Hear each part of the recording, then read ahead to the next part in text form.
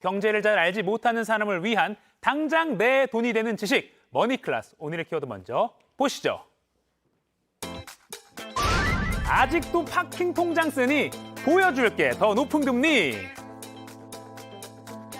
작년까지만 해도 은행들이 예적금 금리를 경쟁적으로 올리면서 저축 열풍이 불었습니다. 여기에 하루만 돈을 맡겨도 이자를 주는 파킹 통장도 큰 인기였죠. 하지만 예적금 금리 뚝뚝, 파킹 통장 금리도 뚝뚝 떨어지면서 돈 좀 열심히 모아보려던 우리의 의지도 뚝뚝 떨어지고 있습니다. 저축 열심히 하자, 이게 올해 목표였는데 이거 벌써 잊으신 거 아니었죠? 금리 떨어졌어도 최대한 높은 금리 받을 수 있는 방법 아직 남아 있습니다. 전문가와 함께 그 방법을 알아보겠습니다.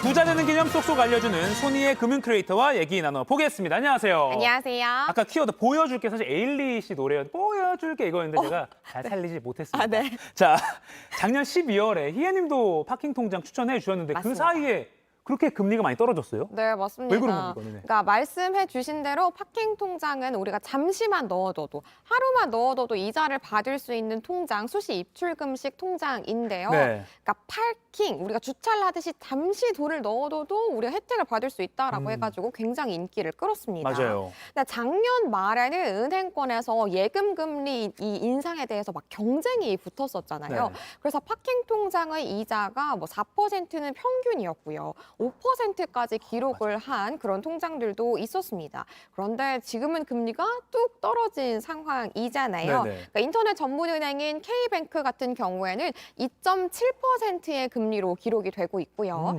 카카오뱅크는 연 2.6%, 토스뱅크는 연 2.2%의 금리만 제공을 하고 있습니다. 아. 뭐 사실은 다른 저축은행들도 다를 바가 없어요. 저축은행들도 우리가 파킹 통장에 대해서 이자를 굉장히 많이 줬었는데요. 이거 소개해 주셨었던 거죠? 맞습니다. 3%까지 떨어진 경우도 있고 심지어 더 많이 떨어진 저축은행들은 2%대까지 파킹 통장의 금리가 떨어졌습니다. 네네.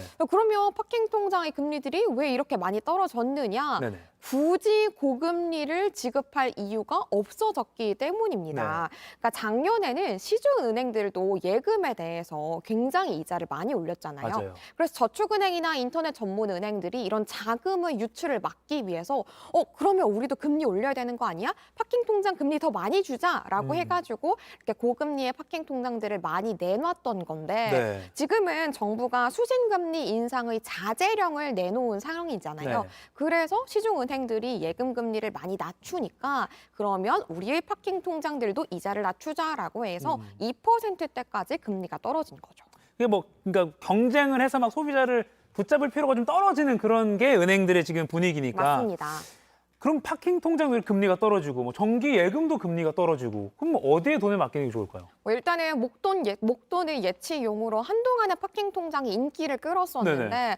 우리가 미국의 은행도 파산하니까 혹시 우리도? 라는 불안감도 조성됐고요. 네. 그리고 또 MZ들은 빨리 넣었다가 빨리 빼는 걸 또 선호합니다. 그냥 오래 묵히는 걸 잘 못하기도 해요. 네. 맞아요. 저도 MZ거든요. 네. 네. 그래요? 네네. 네, 그런 이제 니즈가 또 반영이 됐기 때문에 이제 초단기 예금이 뜨고 있는 건데요.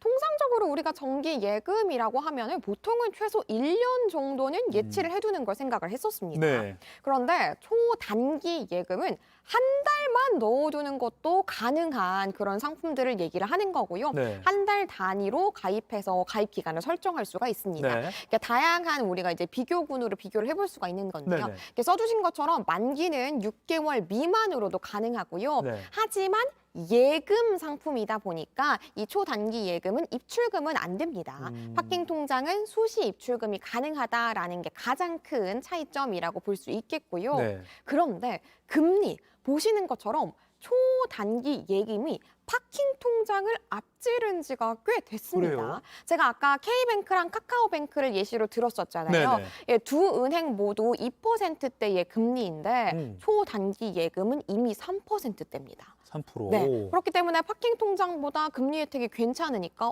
그럼 우리 파킹 통장 가입할 필요 없겠네? 라고 보시는 고객들이 더 많아진 거고요. 네.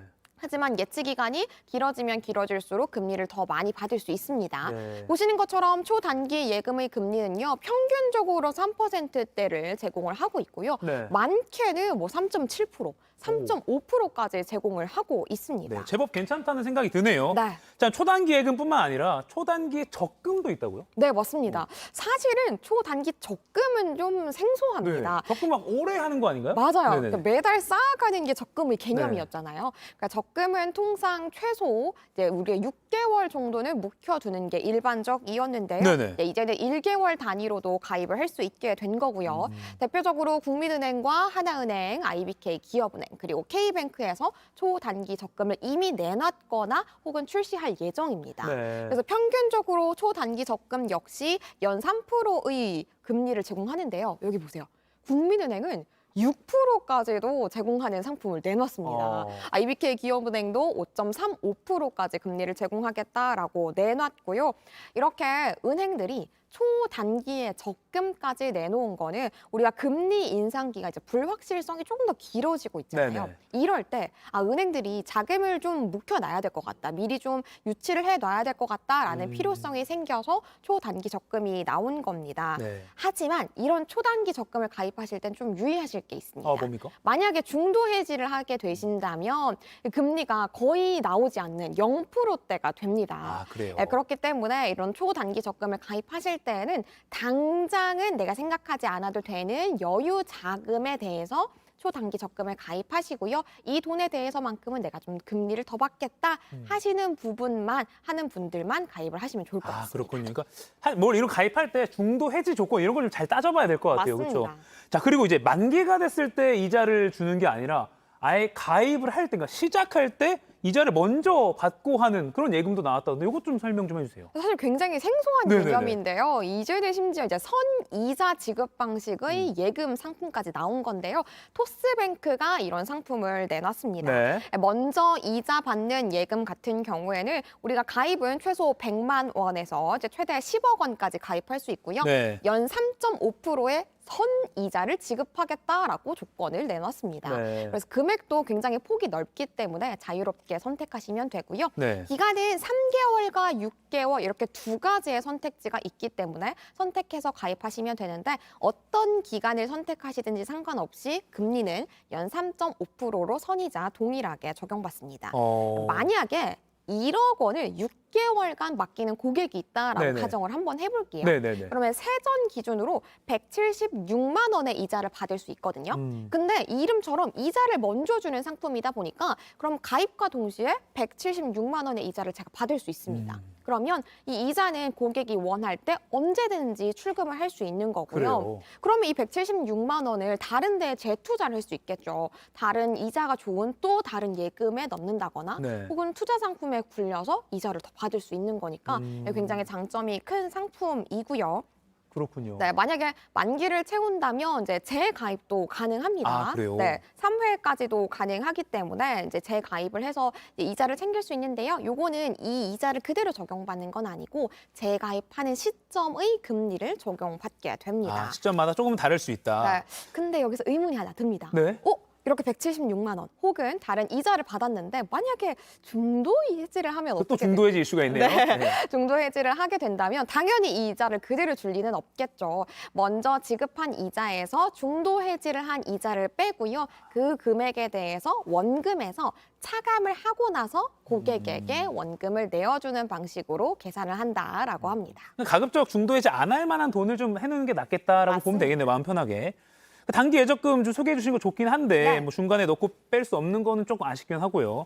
자, 그러면 파킹 통장, 하루만 넣어도 돈이 붙는 그거의 장점을 유지하면서도 더 높은 금리를 주는 상품 마지막으로 좀 소개해 주시죠. 사실은 굉장히 오랫동안 인기가 있었던 통장인데요. 네. 바로 CMA, 자산관리 계좌도 추천을 한번 드려보고 싶습니다. 네네네. CMA 통장이 뭐지? 하는 분들도 있을 수 있잖아요. 쉽게 얘기해서 종금사랑 우리가 증권사의 입출금 통장이라고 생각을 하시면 되겠습니다. 네. 이 종합금융회사나 그리고 증권사들은 투자자들에게 예탁금을 받아서 이거를 굴립니다. 운용을 하는데 네. 보통은 우리가 안정성이 상대적으로 높은 국공채나 투자, 양도성 예금 증서, 그리고 단기 회사채에 투자를 해서 이거에서 수익을 얻어서 회사들 그리고 고객사가 나눠서 이제 수익을 갖게 되는 방식인데요. 주의할 점 있죠. 네, CMA는 예금 보호가 안 된다라는 점 좀 유의를 하셔야겠습니다. 네.